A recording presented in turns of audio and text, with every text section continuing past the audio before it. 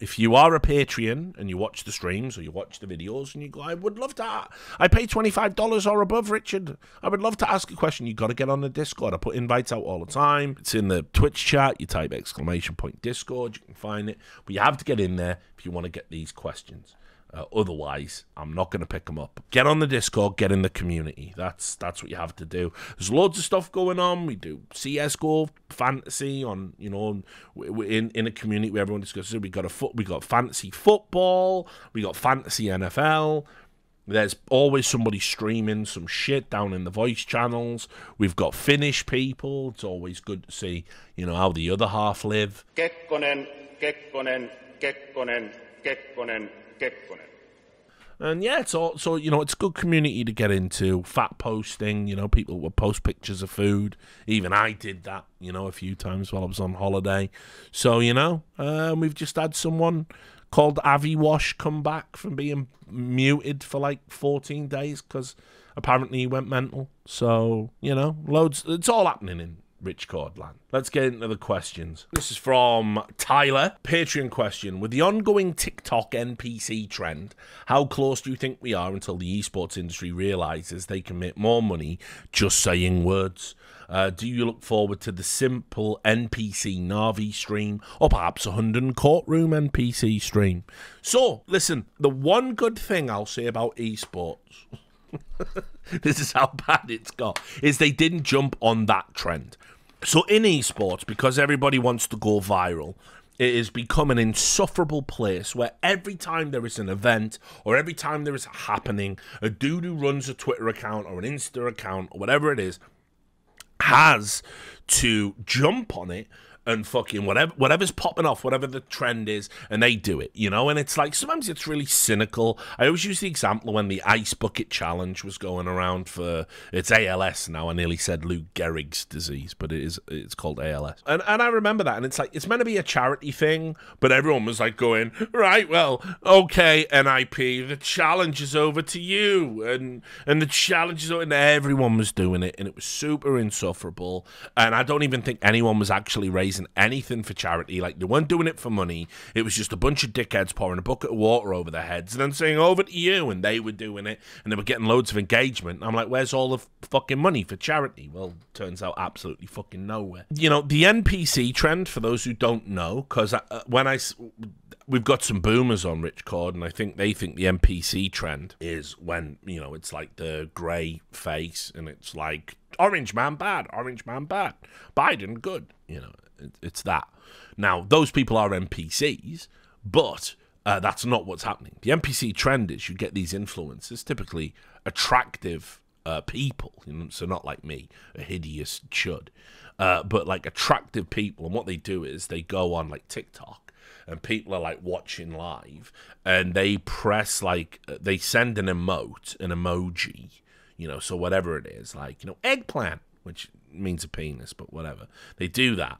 And then what happens is the person is like pretending to walk like they're an NPC in a game. And when the eggplant emoji goes, that's an eggplant. And then, you know, if loads of people do eggplants in a row, they go, that's an eggplant. That's an eggplant. Cowboy hat. Thanks, m'lady. Tip, tip. Ice cream so good. Ugh. And they do this, right? And so people will spam emotes, so they say the same thing like over and over and over again. Picture of a pie. That's delicious. Thank you. I watched a video on the BBC. This is how fucked I am. I watched a video on the BBC explaining it, and they went out and they interviewed like teenagers about it, you know, and they were like, why do you like the NPC trend, right? And the answers ranged from I don't know to, it's really good to feel like you're directly in control of someone. It's like kind of dark, I guess. You get instant feedback when you put the emoji in, which, you know, so it was like really weird. And so I don't know, but I am so glad, because esports orgs are always watching these trends. I'm so glad we didn't end up in a world where it's like, hey, Dupree, before you leave Vitality, yeah, can you just do us a quick NPC stream? We're going to spot... And yeah, we know you won 5 majors and you're a legend, but could you just debase yourself for us on the way out? And what we'll do is we'll do B-related NPC stuff. We'll just do B-related NPC stuff. Because Vitality, you know, their logo's a B. And so Dupree's like doing this. Honey, so sweet. Honey, so sweet. Honey, so sweet. Ah, a bee. Don't sting me. Ah, a bee. Don't sting me.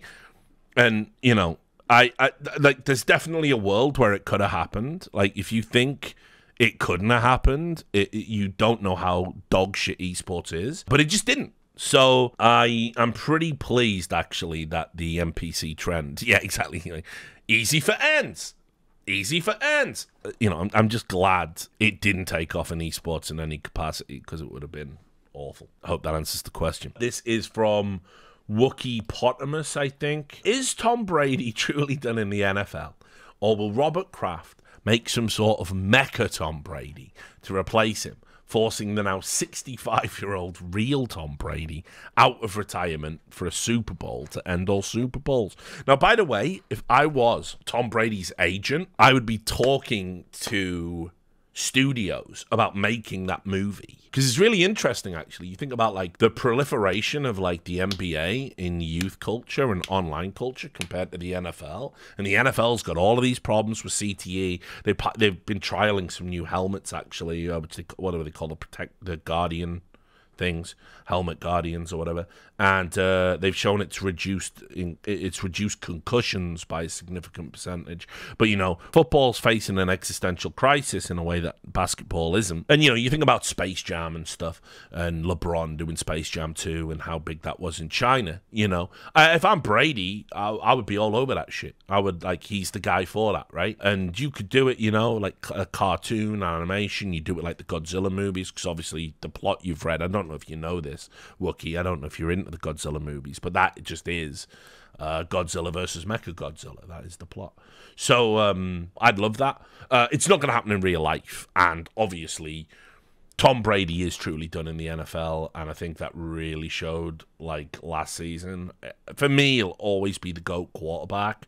I don't give a fuck. Me and Duncan just stopped talking about it, because I think he's Rodgers. He's a Rodgers guy. And it's like, we can have the debate about who had the better teams. There's probably no debate there. And who's the better technician and all that stuff. But Brady got it done. And that's just what it is. So, yeah, it's sad. It's sad that he's still playing. Like, he should have retired. He won that Super Bowl with Tampa. I called them to win that Super Bowl. I think I even had a bet on for them to win the Super Bowl at the start of the season and got good money off it. And at that point, you just retire and you go, see, it was me the whole time, Austin. It was me.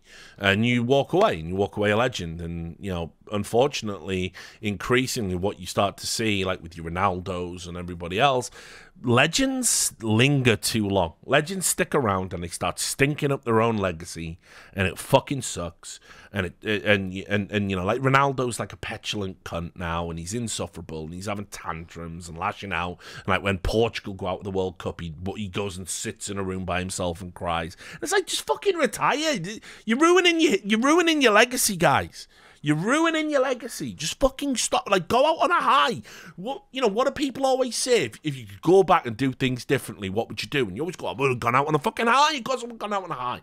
And they're living it in real time, and they don't do it. So it makes me sick. So yeah, Brady's done.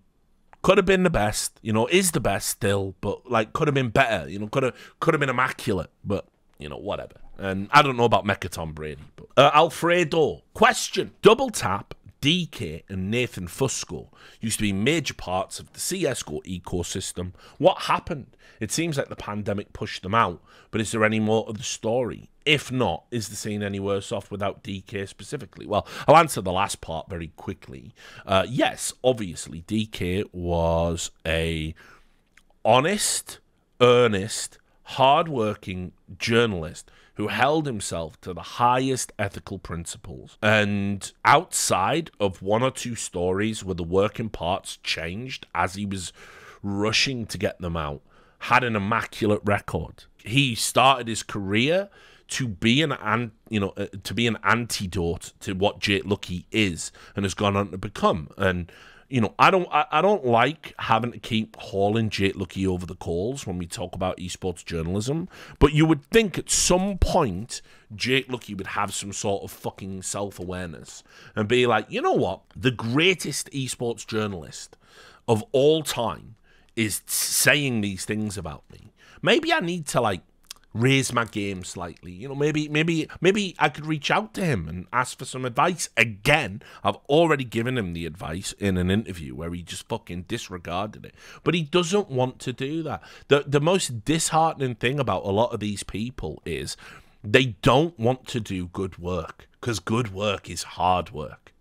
And they don't want to do that. They want to do what's easy and what's cheap, what's popular. And it's like, I just don't think there's a lot to be said about a man. And by the way, spoiler, I'm going to be doing this for the money, but I'll also be producing good work as well. I don't see the merits of a guy who, first of all, it's weaponized journalism because somebody said he was shit and published a false story about them, got transfer stuff wrong. As we've seen from my video, Jake Lucky Newsman pads out his work to 10 minutes, reads other people's tweets, and takes whatever's trending on live stream fails and then puts it up.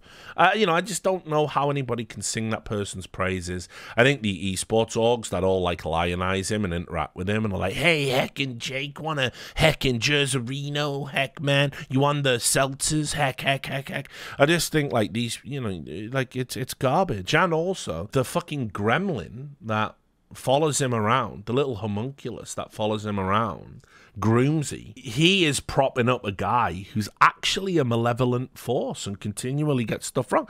Listen, I'm gonna just say this, he did a terrible thing to me. I'm gonna let it all slide.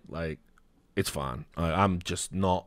I've spent 3.5 years living in 4 walls and being miserable, and I'm not going to live like that anymore. And I'm going to let a lot of the negative stuff go and have fun sort of tearing down esports instead of it being a bitter, vitriolic fight. I've seen what that does to people. But I'll add, it's not just me. He's got some other stuff wrong. He's handled reporting about deepfake porn terribly, where him and Jake sort of were inadvertently linking people to the sites because they didn't blur enough of the details out.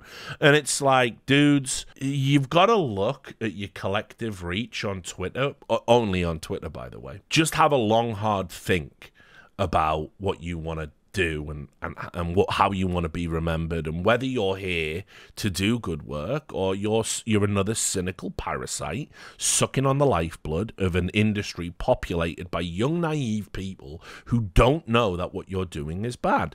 Now, DK saw what Jake Lucky was doing and said, this is how you do it properly. And he was a direct antidote to that. And the best thing about Jake Lucky's career is DK's existence. The problem is, as I told him on day one, when me and DK met, when me and Jarek met, and we both got the surname Lewis, and a lot of people assumed we were related, or he was my son, someone I was Master Splinter and he was fucking Donatello or something, We had a long talk about it, and I said, day one, you will learn to hate the work, hate the business, because you will run into the same thing I've run into for, back then it would have only been 14, You tell the truth. Everyone thinks you're lying or saying it for attention. Everybody will call you the dirtbag, the scumbag. You will be proven right. There will be no apology. You will be attacked by people who are bigger than you. They got bigger reach than you. And this will happen over and over and over again. And all of their fans will attack you, and your reputation and your name will be mud, but you've done nothing wrong. All you've done is tell the truth. All you've done is try to serve the community by telling the truth about an important story.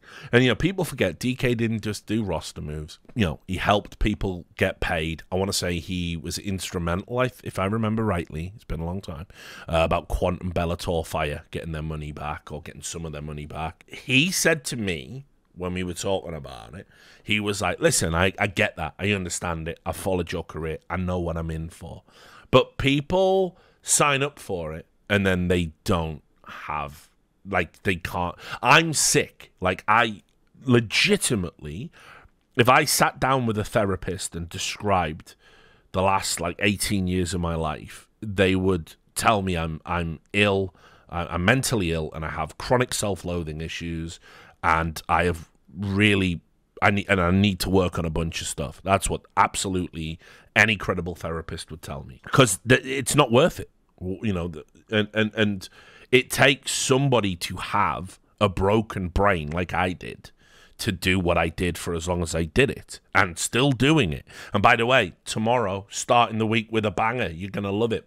It's Chef's Kiss. It'll blow your mind. So he couldn't sustain that. No one can. Have you noticed a trend? All the other journalists that get nominated for Journalist of the Year, if you're not like a Travis Gafford, like, oh yeah, you know, there's a lot going on right now in the Riot Games kind of sphere, so I decided to reach out to my friend Doublelift and ask him what he, if you're not that, if you're not, I'm interviewing a Korean player. Would you like me to ask a question of yours? Type all the questions here, and I will crowdsource my work. Give that person an award. Yeah? I'm leveraging fucking sources across the world to get like court documents and stuff. You know, we're not on the same planet. We're not in the same world. We're not in the same universe. Like, listen, the one thing I'll never be humble about is my work. Like, it's unprecedented in the space. I don't give a fuck. And you can call me an asshole and a piece of shit, and you know what? All these bad things. I've handled things terribly. I made a ton of mistakes. I've been wrong about a bunch of stuff. You know, but never in a report that I typed up and put my fucking name on. And that matters to me. And it still matters now. But to want to sustain that, you've got to be fucking ill. You've got to be ill to put yourself through that pressure. And DK just couldn't do it anymore, man. Like, it was getting him down, and he realized there's a better way to live. DK is an aeronautic engineer. Do you know how much money he can make just going and getting like an entry-level job? More than esports. He deferred his career for years to try and make a positive contribution to the world of esports. Now, not only does he still have that skill, plus the fact he can say I was an award-nominated journalist while I was in esports, yeah, a lot of people are criticizing him because he's got like a side account where he tells people how to do, like, you know, how to save money on college books or how to get a side hustle that makes money. I mean, sure, judge him for that if you want, but like, you're talking about an incredibly intelligent, ethical, honest man. I can think of better people to attack. So, you know, just off the top of my head. So the community continually attacked him. This isn't to be bad about Don Hassey, because I've said me and Hassey get on. I've seen a lot of people criticize him in the scene. I'll never do that. He really helped me out with some stuff. I found him to be a likable guy when we've interacted.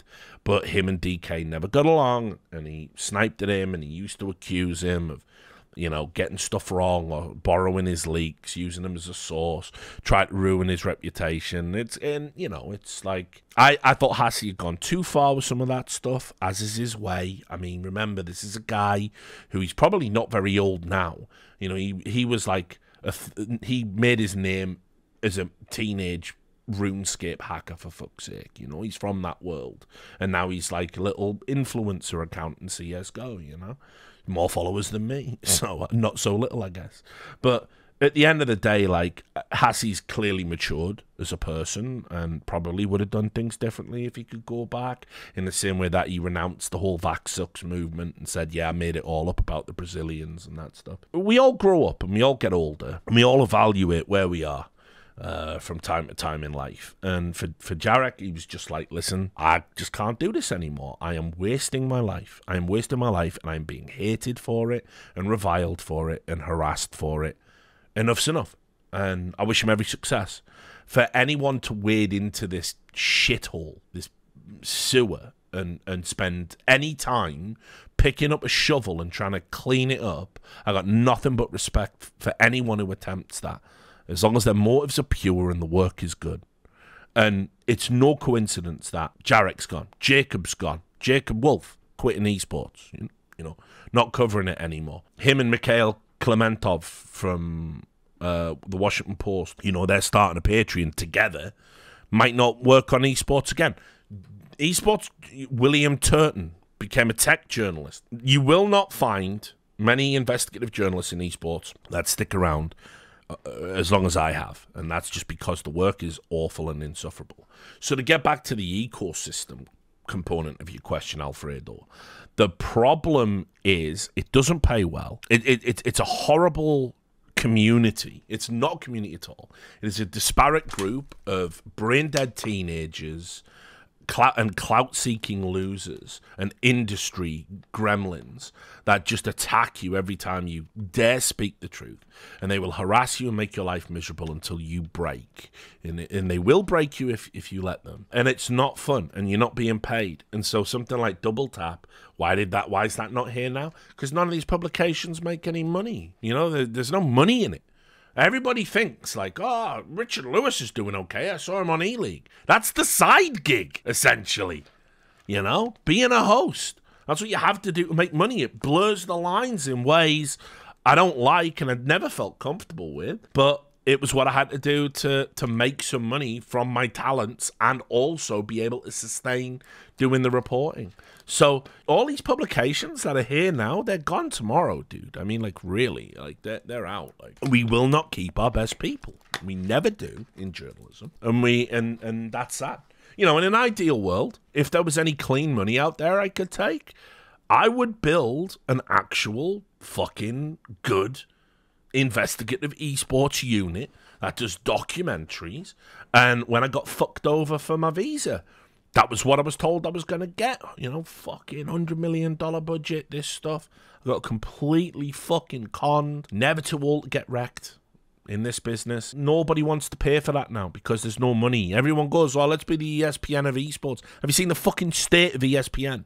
So who wants to be ESPN now? I don't know. Like, the whole esports ecosystem is broken, and esports journalism has never been profitable and will always be broken. Just is what it is. Right, next question. This is from £2. Which one of your many jobs do you think best prepared you for working in esports? There's loads of easy jokes to make here, because I did have, like, I did spend the time working in a school for children who were developmentally disabled and autistic spectrum disorder. But I think it's kind of disrespectful to kind of throw that away on a glib line about esports. But, you know, the key principle there was you had to strip down the communication, because you would have to talk to the kids. And you'd have to strip down the communication and in a way that, you know, they could understand across the board and also didn't feel intimidated by, you know, because you're an adult. And I was only there for a while, but it was very eye-opening and very illuminating and very rewarding, you know, to do that for, like, you know, I think it was just a summer job. It might have been 2 summers. But, you know, probably, I think the key thing is, like, I've always been good at talking and good at just being social. That's the key part of being a journalist, and actually, secretly, low-key, the key part of being a host. What is a host? What do I do on a desk? I'm facilitating a conversation. I'm asking questions. It's essentially a very specifically targeted interview. And so the skills, bar work, incredibly, because trust me, you're dealing with all kinds of people in all various states of inebriation from all different kinds of backgrounds. And if you're like me, you know, you worship a good, you know, member of bar staff, a good barman, a good barwoman, a good bartender. They are the patron saints of, you know, the world of the nightlife. And so on the quiet nights when you're just propping up a bar, you know, sat on a bar stool, you know, having the free fucking nuts and whatever, you know, you end up having conversations. And, you know, I ran a bar and I worked in a bunch of bars. And the key thing you learn from that is being able to strike up and maintain a conversation with anyone from anywhere about anything. And what you transfer that into when you're a journalist is the key thing you need to be able to do when you get into a scene and you want to build trust and you want to build connections is you have to be able to just hang out. That's what people can't do. People can't hang out. And it sounds weird, but what I mean is, like, when you go to an event, you can tell the people that are, like, really over the top and over enthusiastic and too extra. And they're really off-putting. Nobody likes that. I don't know who you are yet. Stop asking me questions. Over-familiarity is a naturally repulsive emotion. It's got to be built up gradually over time. And they have to see your face and know your face. You know, it's like being an undercover cop going into a gang. You don't just go in like, hey, guys, anyone commit any crimes today? Any crimes? Anyone got any crimes? You know, you don't do that. You sit and you wait patiently until the right conversation comes along. And it's the same in a bar. You might serve some dude a pint 50 times, you know, like, and then eventually there's going to be that one time it's a quiet shift and they're bored or fucking miserable or drunk or don't, you know, they're, you know, like been stood up or whatever it is. And you get to have that conversation. And that's kind of like what it's like when you want to come into a new scene, like esports, and just be able to hang out. And I'm always super confident in my ability that anywhere I go in the world, I'll be able to fucking blend in and just have a conversation with somebody and you know, be able to get something useful out of that conversation. So bar work is hell of a thing.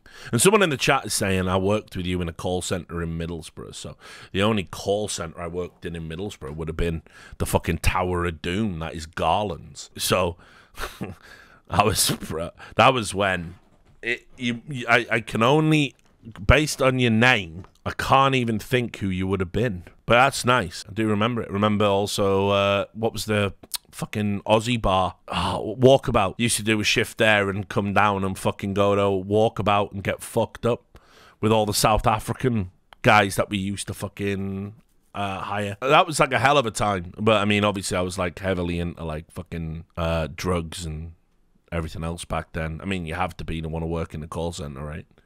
So I don't know. You could be one of those like South African dudes. I miss those guys. They were a fucking actual riot. They were a hoot. And obviously I miss all the boys. There was a lot of guys who all thought they were going to make it in music. Like my man, the Rhymator. But anyway, yeah. Bar work. Bar work is one of the best types of jobs you can do if you want to build up like social skills and be able to like blend in and, you know, be good at mingling and hold conversations, know when to listen and know when to talk. And in esports, obviously, there's not a lot of people who have like good social skills. So everyone needs to be in a bar for a little bit. This is from Reykjavik on Steam. Keeps asking me questions about Rishi Sunak for some reason. He said, do you think Rishi Sunak would wear pink or blue striped knee socks? I think Rishi Sunak would absolutely wear blue. That's the femboy Rishi Sunak that he keeps asking me about. And that's just because we do have this like weird thing. We have this like weird thing in politics where like it's actually a fucking news story if you deviate. Oh, the Conservatives wearing a red tie. What does it mean? Oh, Corbyn's wearing a blue tie. What does it mean? Oh, Corbyn would refuse to wear a blue tie, but you get the point. And it's like, I don't know. So he would have to wear, if he went out in public with his little ooh-woo fucking Coda socks on, he's going to have to wear blue. It's as simple as that. I mean, you know, he might be a secret fanboy, but he's always going to be a Tory. So that's just how that works, mate. Jester, good to see you back. Patron question. Do you have any booze recommendations for poor alcoholics such as myself? Now, what you have to understand with booze is not all booze is equal. I don't care. I don't know what the science is. I don't claim to be a scientist. But here's what I do know. That I can drink half a bottle of scotch, not even think about it. I could brush my teeth with a bottle of Jameson's. I wouldn't give a fuck, right? That just doesn't touch me at all. Never has. Always handled my hard liquor perfect. Now, I used to have a thing with wine. Couldn't fuck with wine for a while. Now I'm good. Now I can like literally, I could get a bottle of wine and just down it and I'm fine. I literally could down a bottle of wine and I'd have a bit of a head rush probably for like, I don't know, 20 minutes, but it would ease off. So wine's fine. I got wine in my locker. What I'll say is, and by the way, don't do any of this. Just for the purposes of Twitch. I'm not endorsing alcohol use. Alcohol's a terrible drug. There's way better drugs for you. It's also massively taxed by the state. You should drink responsibly at all times. And you shouldn't do anything that's potentially damaging. It's all fun and games until someone gets alcohol poisoning. We've all been there many, many times. And I'm not just talking about hangovers. I'm talking about being chronically ill or whatever, blah, blah. So all of that out the way. I'm just talking about my own life experience. I don't advocate for it.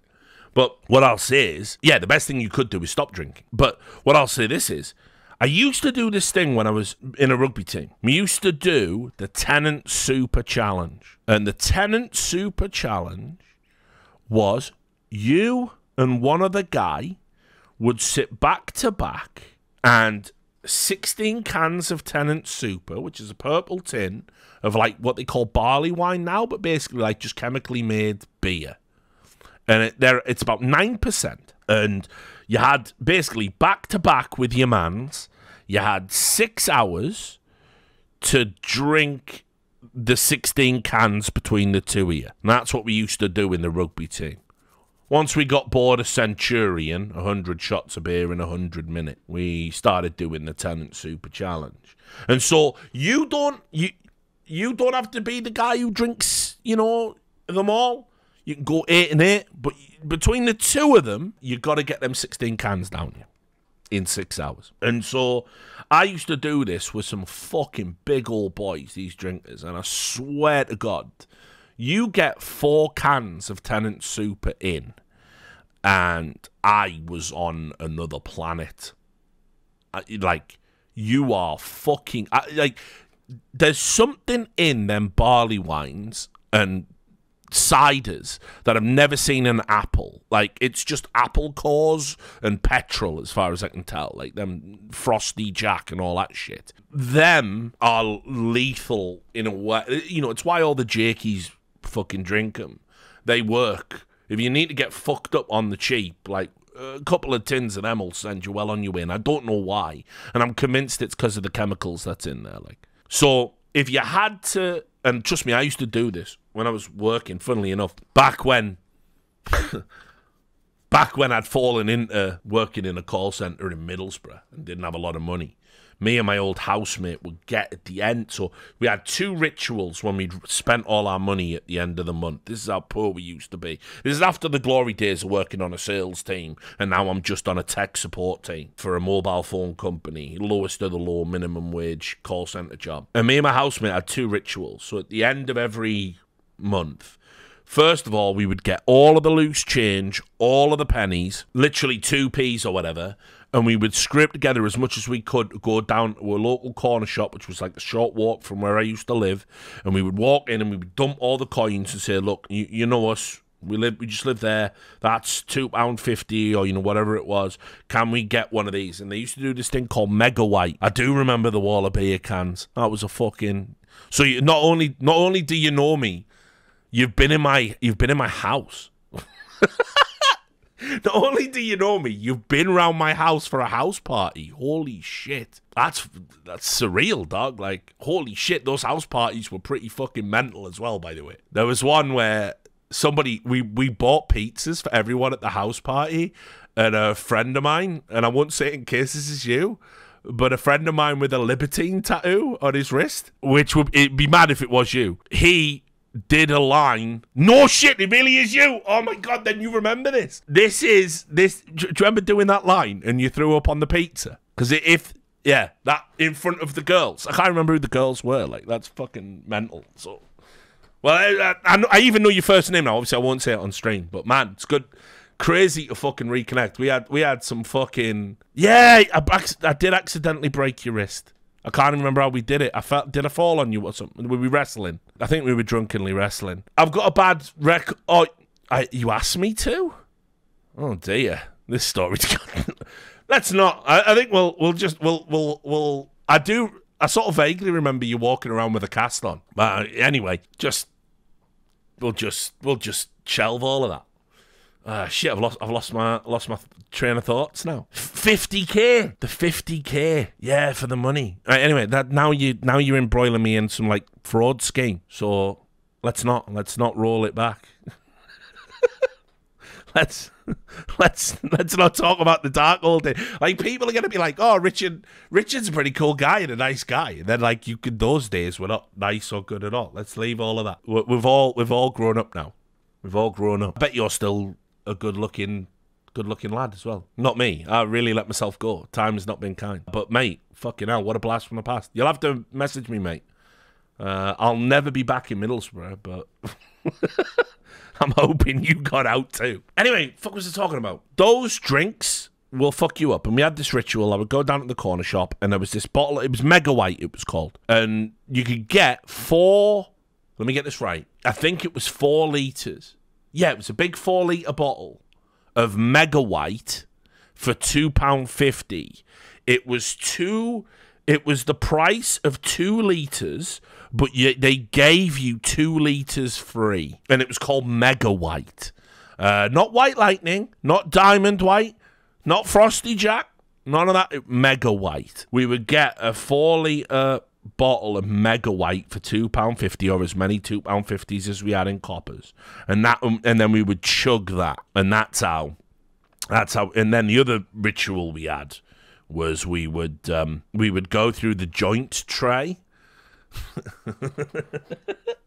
and we would make what my housemate used to call rumpies. And a rumpy was when we went through the ends of all of the joints in the ashtray and broke them apart to make a small little like blunt style joint so we could still get high. So we were basically like smoking the already tar burnt pure fucking carcinogens, and we'd have a little rumpy, we would call. So we'd be drinking Mega White and smoking rumpies on like the 28th of the month, Anyway, the point being, because I know you guys, you probably think, Richard's he doesn't know anything about any. And I go, yeah, dude, I've been there, man. I've been there. Like, I'm doing okay now, but trust me, I've been there. I've done. If you've got a shit job, I've done a shit job. If you've ever been broke, I've been broke. Like, I'm just a normal guy. Didn't come from money. So anyway, roundabout way of saying, those cans and those bottles will absolutely mully you. And I don't know why. It's the chemicals that's in them. If you need to get drunk on a budget, they're the ones. But again, drink responsibly, don't get drunk, quit drinking, and there you go. Jerky's Minion, an article or a video on some of the brilliant games with MR12 back in the day, so all the newbies and Zooms can actually learn that Counter-Strike for a long period of time was MR12, but also had banger matches, and perhaps that it only became MR15 because of the money bug that Valve themselves created, but to this day has actually failed to fix. He says it's a Patreon question, but that sounds like a bespoke content request. So I'm not going to answer that, and I was queuing it up for this video, but now that I've got all the Patreon stuff out the way and done the football stuff, we're not going to, I won't have time to do it tonight, but I'm going to do my MR12 video tomorrow. We'll get online on Monday, start with a banger story on the website, and then we'll do another stream and we'll do the MR12 stuff. But I'll get on it. I'll make a video. MR12 was it was super weird. Like, people don't know this. The history goes like this. So basically, MR12, and this is like why it's like really fucking important that like people know their history before opening their fucking mouth. Like, MR12, the original MR12 was basically like, it was like 12, it was like obviously max rounds 12, but it also had like 3 minutes round time. It was fucking crazy. So the games were long and boring, and nobody liked it because when you played online, you would play against Germans, and they would sit in spawn for 2 minutes and 30 of the round. So what would happen is you would be like, right, okay, at 2 minutes and 30 you're gone of the round. I'll just peek through double doors on Dust 2, and just 5 German AWPers are there, just like, man, now we can go A, and that was it, and that was it was miserable. We had maps like what was that awful one called? Prodigy, where you had to boost people into a vent super quick, and it was spawn dependent, and if you didn't, it was just one long fucking tunnel with Germans with AWPs, or French people of Prodigy with AWPs, and this wasn't fun. Anyway, by the time CPL get to like tinkering around, they fucking changed up the way the format worked, and I think they shortened the round time with their config. So we had MR12, and we had shorter round times, and the pros didn't play that like online German shit, and the games were good, right? So that, as Jerky says, there were some sick MR12 games. It can work. It totally works as a format. But what ended up happening was, well, 2 things. So there was a money bug that came in after the first round. You didn't get the correct. It never updated with the correct amount of money you should have got for winning a first round. And so to counteract that, they moved to like MR15. But it wasn't just about the money. The problem also was with the pistol rounds coming in. On MR12, people used to whine. Because remember, this is no loss bonuses or, none of this stuff back then. You just have to win. If you win a round, you get more money. If you lose a round, you get shit money. So in MR12, people complained about pistols. And they would go in like, oh, pistol rounds are too dependent. If you win a pistol, you go 3-0. That's a quarter of a half, right? That's like three rounds. So people wanted to extend the number of rounds in a half because A, it would counteract the money bug, but also it would get rid of the problem of pistols being overpowered. And so we moved to MR15, and then eventually obviously, because we had more rounds, we shortened the round time. And that's how you get the classic MR15 format. Now, it was always a makeshift thing. Like, it was something we were doing because we didn't want to fix other problems in the game. And, just to jump in here with a little preview of what I'll talk about tomorrow, what we did was we needed to remove pistols. That's all we had to do. We just take pistols out, lads. That's it. Take pistols out, problem solved. But we didn't do it. And we've let pistols sit in the game, and now we made all these fucked up economy changes. By the way, one of the worst changes that ever happened in CSGO was when we went from hard resets in games, because, by the way, hard resets made it epic, right? If you won a round against the Tide and you got the reset, it was nothing. And then instead we had like the loss bonus build up. So instead of it being a hard reset, you lose one each time. That should never have happened, and we should have rolled that back immediately. It's made games drag and be all the rounds, all the maps, 10-hour best of 5. Like, it's garbage, guys. It's garbage because we've made too many comeback mechanics in a game that is meant to be about one thing. Like, when you boil it down to its essence, can I bang your fucking lips off? And if I can bang your fucking lips off, I can win a round. With any gun, I can bang your lips off because I'm just right, and that's it. And I know where you are. I can predict where you are. I can outbrain you. I can out-aim you. I can win with a Glock. It doesn't matter, And so that's like the raw essence of what made like Counter-Strike exciting. And we've chipped away at that to now we're at, well, they are losing, but they're still kind of gaining money. And then, they want to, now they're building some, and now they're losing again. And so it's like, it's this back and forth, not of skills, not of metal, but of money, but of economy. And then, of course, we've had all of these problems with the fundamental fucking imbalance at the core of the game. The game was balanced around CT sides being easier. That was Counter-Strike. The CT side was easy. Did I waste my time coming up with strats on Aztec, T-side? When we all used to rush the river and 5-man nade that bridge to kill an AWPer, was that for nothing? Spoiler, it was for nothing. But when I played in a team, our maps were Cobblestone and Aztec. And our T, we would just win. We would even say, we'll start T. We don't even want to start CT. And they'd be like, what? We'll start T.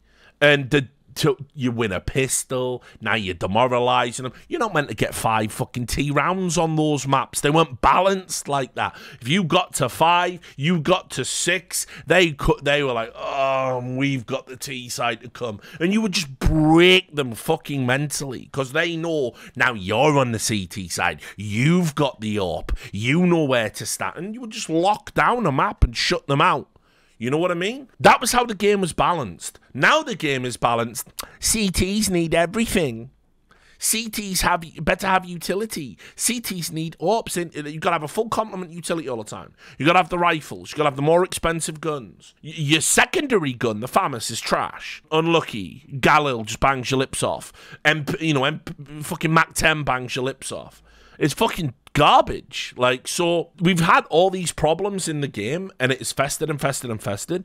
If we just took out pistol rounds when we all knew they were a problem in like 2005 or whenever the fuck it was, we don't have the problems we have now. That's all I'm saying. But anyway, I'll get into it. MR12 though, just as a little preview, I want it back.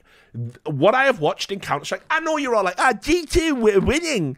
So you're just saying the scene is weak. This scene is garbage. And also, I do want to know, how can it be true that Superstar FaZe Clan with Carrigan can be one of the most underwhelming teams of all time? Because look at the players they had, and they only won 4 trophies, and they bottled a major. Meanwhile, Hooksy, he has the best T-side. He's got one of the best cores to ever play the game. They are playing in the weakest scene since 2013, 2014 time. They've won 3 tournaments, one of which was a fucking blast, right? They didn't qualify for one major, bombed out of another major. How is he not one of the most wasteful IGLs? Oh, right, okay, you just don't know what you're talking about. So the CS we're playing right now is garbage. The teams are garbage. The games are garbage. Who is even the team of this year? Vitality? Ents? You know, I'm not even watching the Game is 8 bullshit, but like, a Vitality choking in another fucking final? Did they win? Did they lose? I don't fucking know. I don't fucking care. The point is, everyone's been bad. Like, Heroic, perennial chokers. Ents, perennial chokers. So there you go. Vitality, a team of the year. Vitality, a team of the year by virtue of winning Game is 8, the Paris Major, where they had the easiest run to a major fight, well, just the easiest run to the trophy ever. And what was the other event they won? Rio. Did you win anything else? No, in fact, actually, we bombed out of those tournaments super early a lot of the time. Trash. So, rewind. The CS is so bad, and it's going to be so bad at the start of CS2. Give me less of it. I don't want more. I want less. But I will do that content jerky. I'll get on that. Patreon question. This is from Zumba. What is your favourite food item that was destroyed by food standards getting better, potentially for a good reason, like E-numbers and whatnot? I don't know, man. Like, stuff just used to taste better way back when, and it ain't my taste buds that have changed. Because I grew up eating a lot of shit food, like Findus crispy pancakes with fucking, like, horse intestines in them and stuff. They all used to taste so much better because they used to put fucking carcinogenic chemicals in the food. Now, they're still doing that. I'm still getting poisoned by big food or whoever it is. But at the end of the day, it used to taste better, didn't it? So, I don't know, like, the Bombay Bad Boys used to taste better. Then it turned out there was literally a cancer-causing E-number that makes the colour red in there. Vesta chow mains, they don't even do it with the old noodles anymore. They do lentils instead of whatever the old noodles were made out of. You can't put lentils in things. What am I, a fucking vegan? You know, crispy pancakes are gone, and they're tiny now. Vimto used to be like, it was like having ayahuasca, like, drinking fucking Vimto as a fucking kid. Tangle Twisters, they used to taste, they don't taste as good now, did they? They're not as sharp, they're not as acrid, are they? They've fucking gone. Sunny Delight's been dialed down from a fucking raging 11 to a 7. Like, you know, I get it. But I'm gonna just say this. Oh, yeah, Bernard Matthews, Turkey drummers. Like, absolute, literally, you could show me a video of Bernard Matthews himself, rest his giblety soul, spraying off the bits of chicken through that sluice with a horse. And I know it's garbage. I know it's the worst bits of the bird. But somehow, when they mashed it together, bent it into the shape of a drumstick. By the way, no bone in that motherfucker, you will notice. But it's in the shape of a drumstick. And, you know, it's the right blend of the salts and the fats. And could eat an 8-pack of them now, salivating thinking about it. Now, they were garbage. They were going to straight kill me. Now, I bet Bernard Matthews doesn't even have turkey drummers anymore, does he? And why? And this is why I hate Jamie Oliver. Like, for real. It's not because he's a fat-tongued, pretentious wanker, right? Which would be reason enough. It's not just he's a southerner, you know. I fucking hate Jamie Oliver because all of his food stuff was an attack. It was a veiled attack on the working class. That's all it ever was. It was, you're eating dirty food. Yeah, dude, I can't afford a fucking steak dinner, mate. Like, I can't. I have to. My family have to have Findus crispy pancakes and maybe some veggies on the side. I can't get down to a fucking Marks and Spencer's, mate. You know what I mean? But, You know, yeah, exactly. He got rid of, Twizzlers it was. Like actual, dead, dirty food. Look, here's all these little baby chicks going into a meat grinder. Now listen, that's a horrible way to treat a fucking sentient being. And obviously, if we were all ethical and nice, we probably would be vegetarians, maybe. I don't know. But at the end of the day, that's got fuck all to do with anything. That's just shock value bullshit. The pink slime, as he used to call it. That's like, it's still chicken. It's still healthy. Well, not healthy, I'm overselling, but nutritious is the word. It's still got nutrients. We got too many motherfucking people on the planet and not enough ways to resource sustainable food without factory farming, which is an evil perpetrated against animals. I know that. Not my fault. I got no kids. Not that I fucking know of. I've done my bit. My pull-out game was wicked for the planet, thank you very much. But at the end of the day, chicken nuggets are a fucking childhood staple, you dig? Like, what, you gonna tell me it's wrong that we use every part of the bird? Thought there was something noble in that, at least. You know what I mean? So, fuck Jamie Oliver. But basically, the change in food standards, like, come on, who are you kidding? What I hate about the nanny state in general is the nanny state presumes to lie to your face and tell you that, oh, we actually do care about your health. We really, really do. We really do. Don't ask what's in the tap water, though. Like, it's just... Now people are going to go, oh, he's an Alex Jones guy. I'm talking about, like, if you grew up on a council estate like me, there were just days where you would just turn on the tap and it would be brown. And you'd be like, why? Like, you know what I mean? Like, why's that? And you would get a letter. You would get, like, a letter pre-email through your door, and it would be like, we're working on some pipes in your neighborhood and we want to reassure you that the brown water is perfectly safe to drink. It may appear to be a bit discolored, but trust us, the local council, that it's absolutely safe. What do you mean? It's got fucking dust in it. What are you talking about? I don't know what that is, but that's just what they tell you. So the nanny state will tell you, enjoy your nice glass of brown water. Councillor Steve Harvey there, vote for him. Right, they'll tell you to enjoy that, and then they'll go, but we must take these delicious E-numbers out of your peasant food. Like, no, you're poisoning me on the one hand, so give me the poison. Give me the good tasting poison, at least. Give me the tasty poison. Like, you're murking me with this, so give me that. That's the trade. All right, I'm dead at 60, am I? Because my insides have rotted away. Well, fine. I'm drinking myself to death anyway. I'm a working class man, so, of course. So, yeah, I don't know. To answer your question soon, but they just ruined all the food. I can't think of a junk food now outside of the ones peddled by big junk, like your McDonald's and your Burger Kings and your KFCs. Can't think of one that's actually, like, tastes decent, like a bring home Iceland frozen meal. They used to at least taste good back in the day. Adam Walkie, do you read any fantasy books? If so, what are your favourites? There was like a 50% chance I have asked already, but if so, carry on. I don't recall it. I think this might have come up on a BTN way back when, and I said, like, I always had a soft spot for David Gemmell when I was growing up. David Gemmell, a real writer, died at his typewriter like the best ones, ripped to a real one. He's the dude who wrote Legend, the Sipstrasse tales with, like, Wolf in Shadow, with John Shannon, who's like a, I don't know, post-apocalyptic cowboy preacher. And then there's these magical stones that can morph anything into being, called Sipstrasse, and they start out gold, but the more you use the wish magic, they get darker and darker until they're black and cold and they don't work anymore. So I read some of his stuff. Druss the Legend. Obviously, been modelling myself on Druss the Legend. 4-decker nose. I'm working on the physique. And hey, look, my forearms are red. Coming back from holiday, I'm doing it. I'm getting it done. But realistically, I don't read a lot of fantasy. Probably the last ones I had a big delve into were Sapkowski, who did The Witcher and that. It's just not a genre I really spend a lot of time in. I haven't read like Harry Potter. I haven't even watched the Harry Potter films. I have no frame of reference as to, I've had adults tell me they're not kids' books, man. They're just books that children can enjoy.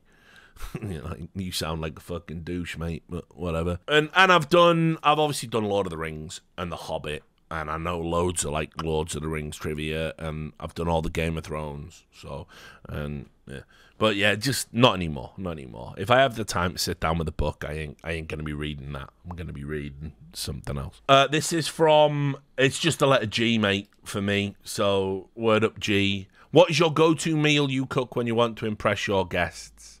You see, this is a tough one because I'ma just say this: I'm the king of risotto, or risotto. King of that shit. That's a really hard thing to get right. But the problem is, you wouldn't want to necessarily serve that as the go-to meal because it doesn't look great. There's no real way. There's no real way to dress it up on the plate. It's always going to look like a big, delicious, savory rice pudding, or like something you might find in a dungeon. You know, a gelatinous blob. The one thing I really find people fuck up with risottos all the time is consistency. They don't know how to get it to that nice, you know, so you can put it on a spoon and it doesn't slide off texture. Loads of people fuck it up all the time. Fortunately, I made loads of these. I used to be really into my cooking when I was younger. Not cooking. Grow up, guys. So, you know, I've done a lot of that stuff. I'm great at cooking steaks as well. Cooking steaks. Great at that. So I don't know, man. I think like when I want to impress people, also as well, thanks to my Indian godmother, I do Indian food really well for a non-Indian guy. Like, I mean, listen, I'm not saying it would pass muster if like an Indian, I had to cook for an Indian family and I had to do like multiple dishes and get all the spice balance or whatever. But you want me to knock up an authentic tasting Indian curry, I can actually do it. I don't need a jar of pataks, you know what I mean? I can do that shit. So, yeah. A good curry. Everyone loves a good curry in Britain. You know, I've got that down. You can ask for a specific type, and I can give you the. I can get the right heat and right ingredients and all that other stuff. So, and people are always impressed with it. I mean, like my you know, even something as simple as a sag. You know, I got a vegan mate. It's hard to cook him anything because you can't use fucking butter, you can't use fucking cream, you can't use fucking cheese. You vegans. But anyway, you know, he's me best mate, so when he comes over, you know, I have to fucking do all the nightmare. And he'll, you know, I cooked him a fucking vegan curry that, like, blew his socks off. So, not because it was hot, just because it was good. So, I know I can do it. If you can adapt... If you can adapt and get good vegan grub out of something, you're doing something right. Mouse, a sort of repeat of a summoning insight question, but I'm interested in your answer. What are some major takeaways when it comes to reading for you specifically? With all the reading you have done, what have you discovered over 20 years of doing so, be it the pleasure reading or having to do so for your job? Big takeaway about the act of reading. What a kind of strange philosophical question. I think the super useful thing about reading is perspective. Like being able, this is why like the stuff I really like from writers that I like are when they get really into being like, it's the honesty about their life and their observations about life, and what it kind of helps you conceptualize is the way you see things and think about things can be like wildly different for somebody else, you know, when presented with something similar based on their experiences and their perceptions, their way of processing information. And so, you know, I'm always fascinated when I read like books by like really like great minds and people I respect, whether it's, you know, a Bukowski, like for example, you know, like a Bukowski or a Burroughs. Like they're two of my favorite writers. Very, very different. Couldn't probably be more further apart. And yet, I suppose both of them share a similarity in the sense that they can take the vulgar and sort of the vulgar and the coarse and the puerile and kind of make it beautiful and elegant and artistic in its own way. They're both capable of doing that. And it's very interesting to like read, you know, for instance, you know, a William Burroughs account of a sexual encounter and a Charles Bukowski account of a sexual encounter. And then you compare that to the things that you think while you're in the middle of the ridiculous act. And it's interesting, you know. So, you know, oh, I thought this, they think that, you know. I think it's a good way because you can never get into anyone else's mind. You know, you can't read minds unless you have a mind flayer maggot put in your head, like Baldur's Gate 3. But when you read a book, and it's a good book, and it's honest, and it's like a stream of consciousness almost, you can, for a brief moment, like access what it is to be someone else looking through their eyes and thinking the things they think. And I think that's immensely valuable. Because it's something you can't do in any other way. Carve! Here we go. It's a Carve question, guys. Buckle up. Patreon question. Hi, Richard. Can you rank the following survival scenarios? In which scenario would it be possible to survive the longest? 1, a plane crash in the Himalayas. 2, being the social media intern tasked with protecting the passwords on Astralis' social media accounts. More on that tomorrow. 3, being a Zoomer and having to sit still without looking at your phone.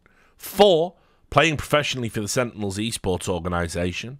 5, being a legendary Swedish gaming organization and speaking out publicly in support of diversity and inclusion that you love to leverage and champion all the time against your new Saudi paymasters. It's 2023, for God's sake.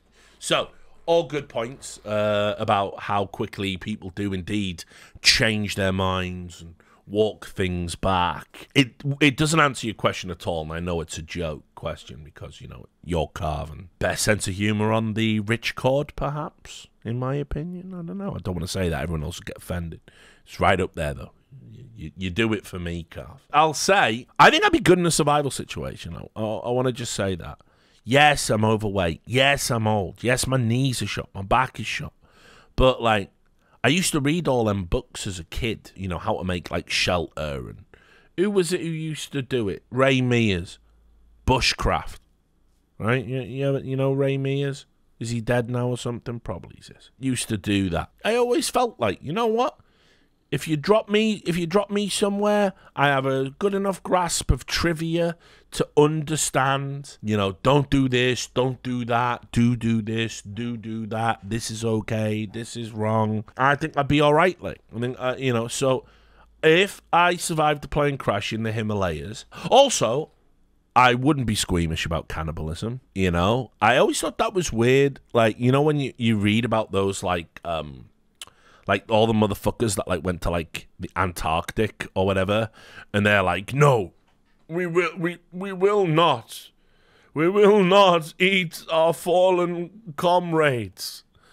That's one thing we won't do. Like, listen, if the motherfuckers are already dead, like, I don't know, we're not taking the bodies home anyway. I'm probably gonna have a nibble. I'm like what? What am I supposed to do?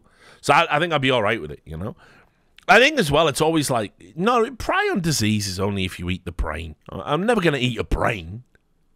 You know, I'm not out to get the kuru like that fucking guy from CNN. No, I'm just saying, right? There's a body there. Guy died. It's sad, right? Like, I'm gonna miss you, you know. But okay, like, we could fucking, you know, that's a roast. That's some fucking, you know, that's a sandwich. You know, you can start divvying it up, can't you, in your mind? You know, we'll leave the head, right? And then, you know what I mean? Like, yeah, and listen, I'm not down with that. You got to be able to make a fire. This is the thing, right? Big non-cannibalism. Right, big non-cannibalism. They're trying to program you against it in a survival situation, right? Because whenever you watch a TV program or a movie like Alive or The Terror, right, what always happens is they always get like a tiny little bit of flesh and they're always like shaking, like, oh no, and it's freezing cold and they have to eat it raw and they make it look like you couldn't turn. You know, meanwhile, your Hannibal, no, I didn't like Hannibal, he showed you that cannibalism can be fucking delicious. Now, the problem with Hannibal, obviously, was he was killing people when he weren't waiting for them to die of natural causes or, you know, in a crisis situation. He also didn't need to eat anyone. So, shelve all of... I'm just talking about the cooking. I'm just talking about the culinary aspect to what he did. His meals look delicious. You watch Hannibal, like, and you watch the fucking... the prep that he's doing, and you go, yeah. You never see that, though, in them. You never see that, do you? In, like, you know, The Terror. They're always, oh, no. Please don't eat Mr. Giles. You will, sir. You will. You will eat the, you know, and they're all cold, and it's raw, and it's all stringy. Like, why can't you just cook it for a bit? Like, at least, What, you can't light a fire? Like, in a survival situation, no one knows how to make a fire, not once. Don't tell me the Himalayas too cold for a fire. You can make a fire anywhere, like. So I'm just saying anyway.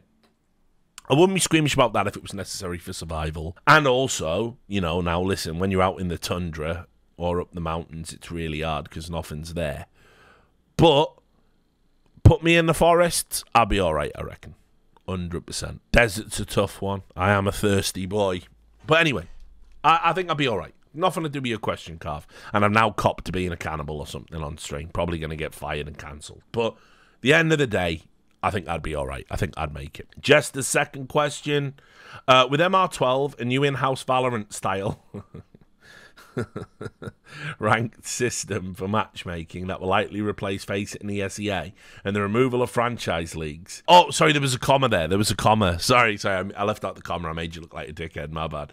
With MR12, comma, a new in-house Valorant-style ranked system for matchmaking that will likely replace Face It in the ESA, comma, and the removal of franchise leagues. Do you think CS will start to heal with CS2, or will it continue down the same blood money bespeckled path it's currently going down? Well, look, I'm going to talk a lot about this tomorrow as well, but let's just do the brief summary for the Patreon question, and it's this. A lot of people go, Richard Lewis said CSGO was going to die, and he was wrong again. Why does anyone listen to this boomer? And it's like, hang on, they've had to change the entire game, and CSGO is shit now, and the esports are shit now, and the partnered leagues are bad, and Valve pushed back against it, and we didn't get any of the match fixes, and everything's Saudi Arabian owned. I don't know. I want to say about 80% of what I said in that Surviving the CS Apocalypse video in 2020 was actually right. And I said this is what will have to happen to make it better, and they're actually doing it. So I don't know. I'm pretty right again, I think. But anyway, do I think they'll start to heal? Put it this way. I know from sources and what I published in the report that the new ranked system is going to be great. It's really going to change the experience. There's a new VAC being developed that I think they wanted to like talk about. It's obviously all the culmination of all the VAC nets going to be implemented, plus how VAC works with instantaneous bans that people have been talking about. You're never going to get rid of cheaters in online games, but what you can have is instant gratification of getting rid of them, and also have a system that doesn't rely on human reporting, right? And that's what Valve have been building the entire time. Not to mention, the new engine is going to give them so many options for like new things. The maps are going to look and feel great. They're working on this sub-tick system, which I know everyone's like, just make it 128 tick. Valve have always maintained that because the original game is coded on 64 tick, when you start fucking with tick rates, it makes things worse, and it creates problems that they can't foresee or deal with, and they don't like it. So they're working on a system that makes tick rate irrelevant, and that's probably the progressive and forward-thinking idea. And also, the fact that they put their foot down over the partnered leagues should be absolutely commended. Who told you that was coming? Was it moi? Yes, it was. Also, hilariously, I remember talking to like ESL sources, ESL staffers about that, and they were going, we're pretty confident Valve won't do anything. What about today, dickhead? So, listen, the partner league things is massive for the esports scene. It puts the competitive scene back into a state where anybody can make a team with 5 players and get good enough to make money, build an org, build a brand, win trophies, achieve excellence, right? That's what we want. And they've given the teams till 2025, which is my understanding. That's when the contract expires. What Valve didn't say, we want you to renege on your contracts. They're saying you can't re-sign them as things stand. And so ESL and Blast are going to be scrambling and redoing things. But like, look, the new staff members at Valve and some of the old ones, CS2 is going to be a big focus for them. All of the build-up to CS2 proves that, and CS2 is going to be an immensely successful esport that I just will not be participating in. So, yeah, I think you can't do anything about the blood money for now. But maybe Valve will take a stance on that one day. Scouse J. With the potential for a Valve-involved landscape for Counter-Strike 2, with your insider knowledge, could this be positive for the future health of the scene? Or will Valve being hands-on micromanaging its pet project be its downfall? I mean, first of all, I don't ever think CS will be its pet project. I think Dota will always hold dominion, although it is interesting now that they're moving away from the traditional funding of TI. They threatened to do it. I told you all about that was coming, and now it's arrived. So interesting. But Valve don't need to be hands-on. They just don't need to be hands-off. There is a difference between going, give me the wheel, while somebody's driving, or you being the driver going, well, this'll be fine, and just putting your head, doing a fucking foosy. So at the end of the day, it's better to have Valve involvement.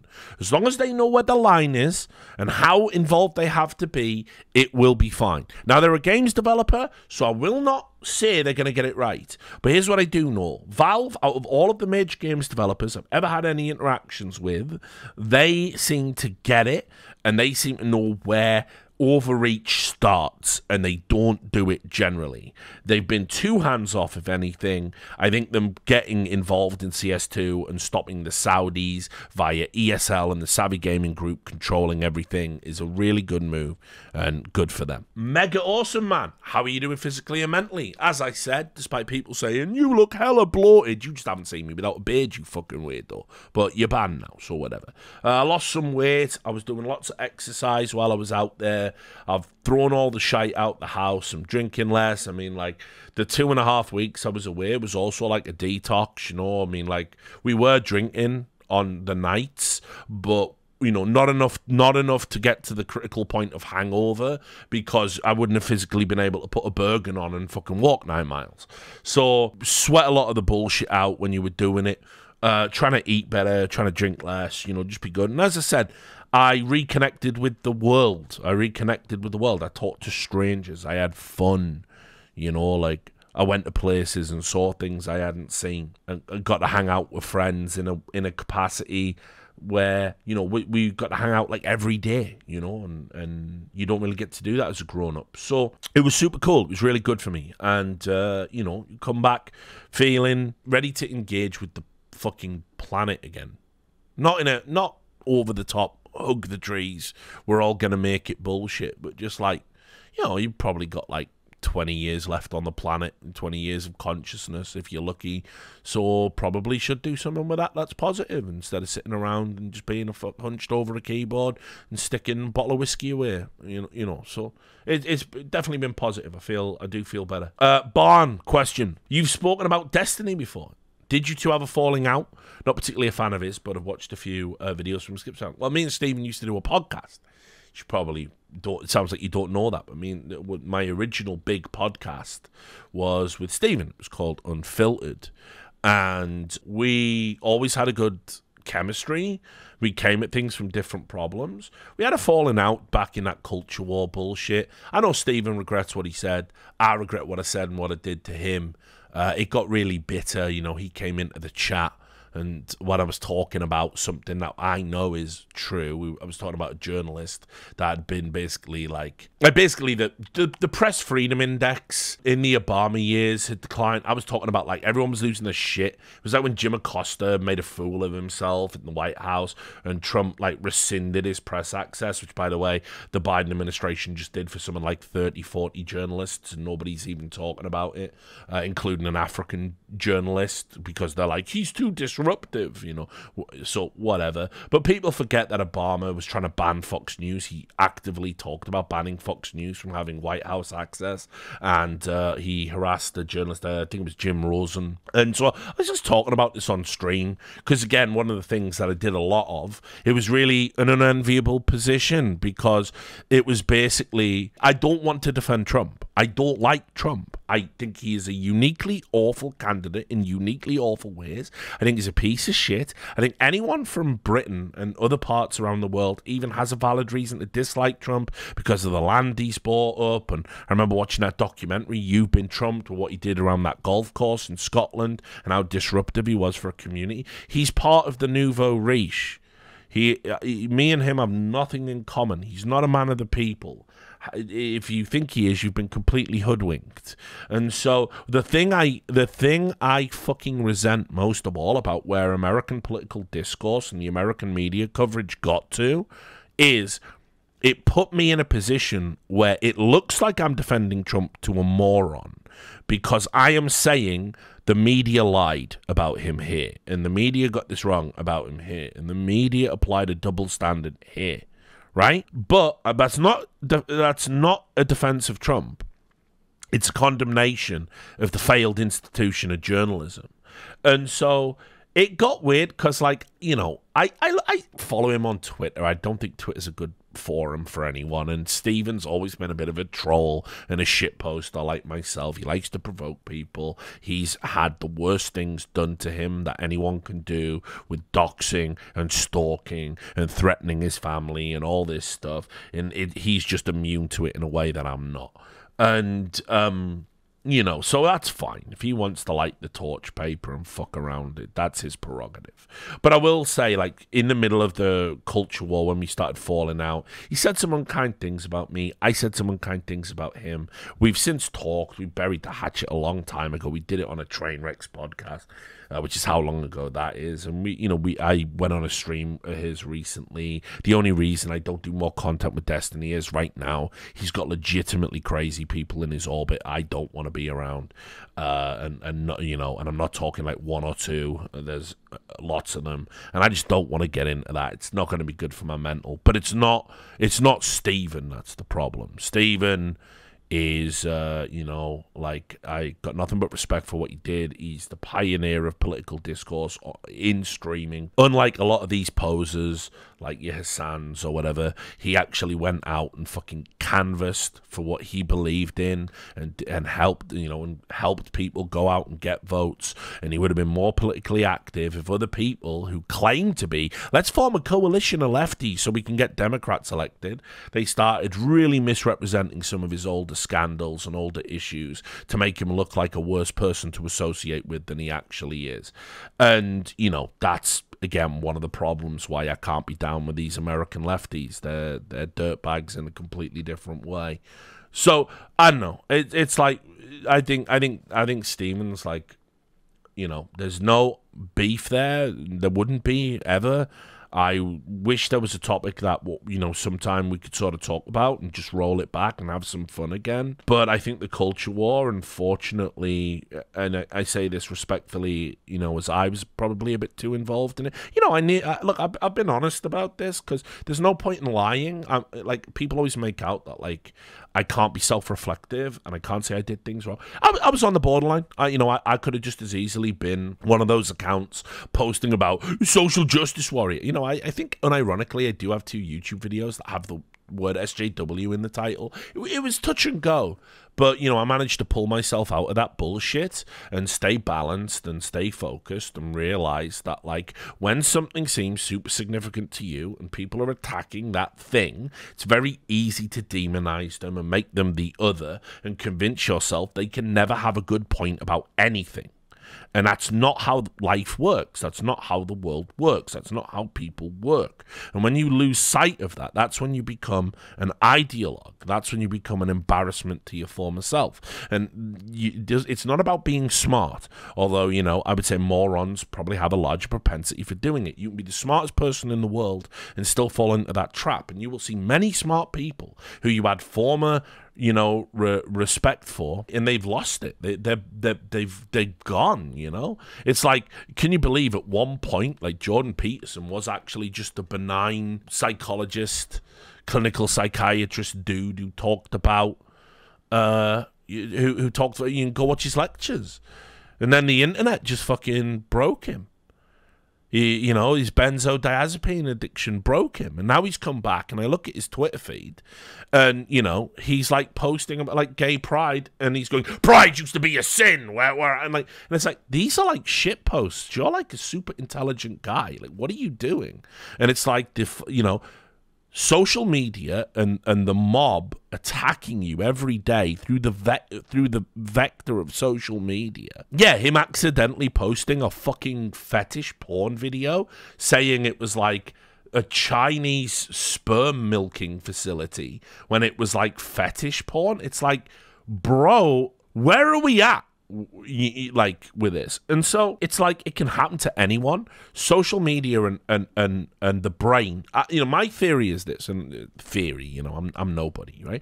But I just think our brains are not designed to take into consideration the opinions of more than, say, for example, 50 people. You think about how small tribes and small primate groups were constructed. You only ever really needed to get along with a small handful of people at once, and maybe a few peripheral people. Once we started scaling opinion and communication up to the entire fucking planet all at once, our tiny brains haven't leveled up to where the tech is yet, and it's hurting people. I think social media is really destructive psychologically. I have seen it break my friends. It has certainly done a number on me. My attention span isn't as good as it used to be. I find myself getting actively agitated and upset over things that don't matter. I read, and yet I fastidiously pour through every message I receive and read them all. And so again, it's like drinking poison. Why are you doing it? And so for no net benefit. At least when I have a glass of scotch, I get a warm fuzzy feeling. When I read 50 fucking DMs in my Twitter account, all calling me a fat piece of shit and telling me to kill myself, there's no upside to that, and it breaks people. It wears you down over time. And, and it can happen to anybody. And I think me and Steven both fell into that a little bit. I mean, I don't want to speak for him because someone will link him this because he has a very religious community that they're called the Taliban. You might have heard of them. So I don't want to speak for him or make any assumptions. But I think definitely during that time, 2016-ish, I think I was a worse version of me. And he might have been a worse version of himself. I think lines were getting drawn. He was getting harassed. He had the JonTron thing popping off. Lots of fans attacking him, saying, you're just an SGW. You're just trying to cancel people. And I think ultimately we came at each other at a time when we should have been talking privately, giving each other space, and we should have maintained a friendship. And I think we probably would have had another podcast together. We probably would have done some cool stuff, and we could have really made a difference with our combined resources and intellect. But instead, we didn't do that. And Steven's gone on to be incredibly successful, but not at a cost. Obviously he had the Twitch ban, which is bullshit and should never have happened. And unfortunately, probably did set him back financially for a while. But he's continued to grow and develop and reach a new audience. And I think he's one of the few streamers where you could look at his content and say it's actually important. It does have some value. It's not just a moron repeating MSNBC headlines. It's like a guy bringing people together from different viewpoints to discuss things. It's, in-depth reviews of like scientific literature to try and arrive at a counterpoint. It's bringing on, journalists and politicians and stuff like that. He remains somebody that I absolutely respect and always will, even if we were to go the rest of our lives never speaking with each other again, never working with each other again. I owe Steven a lot. He put me on the podcast map. He helped build me up as a character, as he's done for so many in his career. And even though we had a falling out, I'm still deep down a loyal guy. And there's probably a favour there to be repaid. So, Jonas McDonald, last question. Following up on your cannibalism comments, fucking hell, here we go. It's already happening, guys. I'm already being labelled a fucking cannibal. Like, come on. It's been 2 minutes, mate. Richard, I must... I must ask you about your recent foray into cannibalism. Spoiler, I haven't, this is a joke there, I won't do it. Anyway, follow-up to your cannibalism comments. Would you rather eat raw human flesh or Kay's curried human hamstring? Here's the thing, you missed a better joke. It should be, would you eat raw human flesh or Kay's cooking of any kind? Like, I don't know. Let me tell you an unrelated story. So, while I was away, for some reason, my head moderator, Jace, who's a coder, you might have heard of him, he was sending me thumbnails of Kay's cooking and Big Lee videos. And they were making me really weirded out. And he sent me one. He just sent me this. We are doing it again. And it's just a picture of Lee and Kay. And he just sent me that. So, yeah, all right, we'll do the follow-up as well, I guess. And then I was like, that's kind of gross, but it's probably real. They are a bit unaware about things. And then the follow-up was this. Right? Just feel ill, lads. So, I don't know. Anyway, wait. We'll get back to the last question about cannibalism for some reasons in Minecraft in a video game. Right. So, yeah. Would I rather eat Kay's cooking or human flesh? I mean, here's the thing. Kay's cooking is actually inedible and dangerous. She doesn't know what she's doing. She doesn't know the basics. You know, you will notice, like, Jamie Oliver could have done something good for the planet. Instead of attacking, you know, turkey Twizzlers and chicken nuggets, he could have just attacked Kay. Not literally, in Minecraft, in a video game. He could have just said, like, look at the shit she's cooking, for fuck's sake. Instead, she became like some sort of weird little cult status celebrity where, you know, all of her fucking people in normal, like I can't believe she's like a huge popular YouTuber, like way more followers than I'll ever have, and it's predicated on the joke that she can't cook but she thinks she can. Do you know what I mean? Like, how is this real?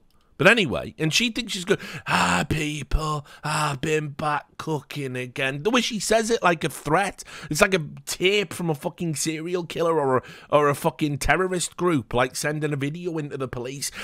People, we've been killing again. Like, oh, no, Kay, please, like, please. Please, someone tell her. Please, someone tell her it's a joke. It's all been a sick joke the whole time. It's been a sick joke the whole time. But they don't. They just don't. Like that Facebook thing over there where she's wearing an Iron Maiden t-shirt with Evil Eddie on. And they go, it's good to see you're a fan of Iron Maiden. And she's just typed, I don't like Iron Maiden. Like, she doesn't... Do you know what I mean? She's... How is this person real? But anyway, so no, I have to say, you know, human flesh or Kay cook, like actually going in the kitchen and cooking me dinner, like human flesh is probably safer, you know. I'm just saying, like, I got to think about my health. I got to think about me, right? So I'm taking the flesh. Like, unironically. Like, so there you go. You've done it now. Now I am a cannibal. Now you're going to splice it together into the Richard Lewis as a cannibal supercut, aren't you? I wouldn't be squeamish about cannibalism. I would eat the flesh. Yes, flesh. Cooking flesh. You're just going to do that, aren't you? You're going to Homer Simpson me with the sweet can. It's fine, whatever. You've got it now. You got what you came for, guys. You can humiliate me. Anyway, that's the Patreon questions. We've done it.